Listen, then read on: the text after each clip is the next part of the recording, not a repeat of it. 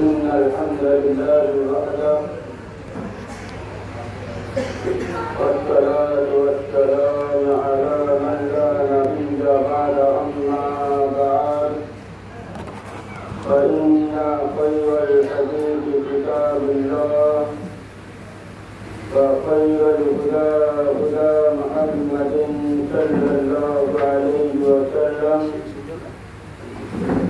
وشر الأمور محدثاتها وكل محدثة بدعة وكل بدعة ضلالة وكل ضلالة في النار. أعوذ بالله من الشيطان الرجيم. ما للظالمين من نصير. الآية. সম্মানিত সভাপতি মহাশয়, সামনে বসে থাকা অত্র এই গ্রামের ভাই ভাবজিরা এবং আমার বাম সাইডে বসে থাকা মা ও বোনেরা, প্রশংসা মহান আল্লাহ তাআলার উপর, শান্তি ও রহমত মুহাম্মদ সাল্লাল্লাহু আলাইহি ওয়াসাল্লামের উপর।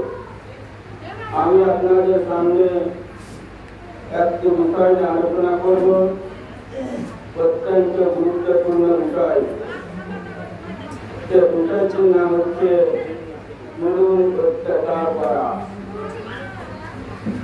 জুলুম একটি খুব ভয়াবহতা পাপ, জুলুম একটি খুব বড় পাপ, যার ক্ষমা আল্লাহর কাছে নেই, মানুষের কাছে রয়েছে। আপনি কাউকে গালি দিবেন আর আল্লাহর কাছে ক্ষমা চাইবেন, এই ক্ষমা আল্লাহ করবেন না। এই জুলুম করেছেন যার উপর, তার কাছে আপনাকে ক্ষমা করতে হবে। আপনি আপনার ভাইকে জমি জায়গার জন্য হত্যা করেছেন, মেরেছেন, তার উপর জুলুম করেছেন। আর এই জুলুম করার পরে যদি আপনি আল্লাহর কাছে ক্ষমা চান রাখতে বেলায়, এই পাপের ক্ষমা আল্লাহ করবেন না। এই ক্ষমা করবে আপনার ভাই, যার উপর আপনি জুলুম করেছেন, যার জমি আপনি আত্মসাৎ করেছেন, যার সম্পদ আপনি আত্মসাৎ করেছেন, তার কাছে গিয়ে আপনাকে ক্ষমা চাইতে হবে, আপনাকে মাফ চাইতে হবে। তবে ক্ষমা হবে, নয় ক্ষমা হবে না। জুলুম খুব বড় ভয়ঙ্কর পাপ। আপনারা কেউ কথা বলবেন না, মা বোন, আপনারা সুন্দরভাবে কোরআন এবং হাদিস শুনুন। ইনশাআল্লাহ আমি আপনাদের কিছু না কিছু প্রকার বই করবেন, ইনশাআল্লাহ একটু ধৈর্য সহকারে শুনুন। জুলুম একটি খুব বড় পাপ। মহান আল্লাহ তাআলা বলেন, মা লিয-যালিমিনা মিন হামিম। পৃথিবীর মানুষ কিয়ামতের দিন এই জুলুমদের, অত্যাচারিত ব্যক্তিদের কোনো দরদি বন্ধু থাকবে না,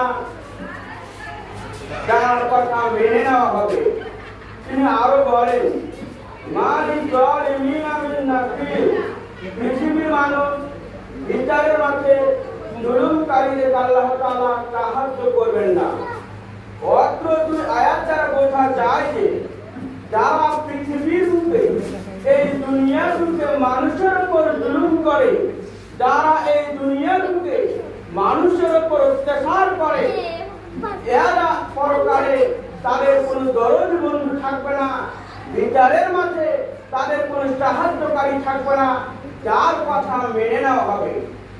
যদি আজকে আপনাকে মারা হয় বা আপনি আমাকে মারলেন, যদি আপনাকে মারা হয় আর আমি যখন আপনাকে মারলাম, আপনার বন্ধু আপনাকে সাহায্য করা যাবে কি নাই? কথা বলেন, আছে। আমি যদি আপনাকে মারি, তা আপনার পরিবার ছেলে মেয়ে আপনাকে সাহায্য করবে, কিন্তু এই পরিবার, এই বন্ধু বিচারের মাঝে সাহায্য করবে না। কেন? আপনি জুলুমকারী, মানুষের উপর জুলুম করেছেন। জুলুম পৃথিবীর সবচেয়ে বড় মহাপাপ, যা আমি আপনাকে বোঝাতে পারি না। আবু যার গিফারি রাদিয়াল্লাহু তাআলা আনহু বলেন রাসূল সাল্লাল্লাহু আলাইহি ওয়াসাল্লাম বলেছেন মহান আল্লাহ তাআলা বলেন ইয়া ইবনে আদম হে আদমের ছেলে মেয়ে তোমরা শোনো ইন্নী হারামতু যুলমা আলা নাফসি আমি আল্লাহ নিজের উপর জুলুম করাকে হারাম করেছি ওয়া জাআলতুহু বাইনাকুম মুহাররামা এবং সারা পৃথিবীর মানুষের উপর জুলুম অন্যায় করাকে হারাম করেছি আলা তাজালামু পৃথিবীর মানুষ তোমরা জুলুম অত্যাচার করো না অত্রই বিবরণটা বোঝা যায় যে মহান আল্লাহ তাআলা নিজের উপর জুলুম করাকে হারাম করেছেন এবং সারা পৃথিবীর মানুষের উপর জুলুম করাকে হারাম করেছেন।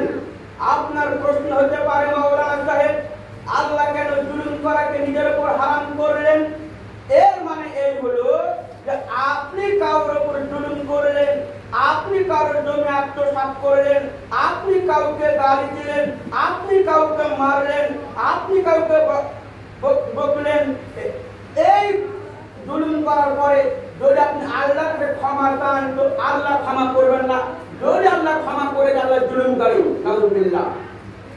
যদি আল্লাহ ক্ষমা করে দেন আল্লাহ জুলুমকারী। এই হাদিস এটা বলছে যে আল্লাহ ক্ষমা করবেন না, ক্ষমা করাকে আল্লাহ কি বলেছেন? হারাম করে দিয়েছেন। ক্ষমা চাইতে হবে কার কাছে?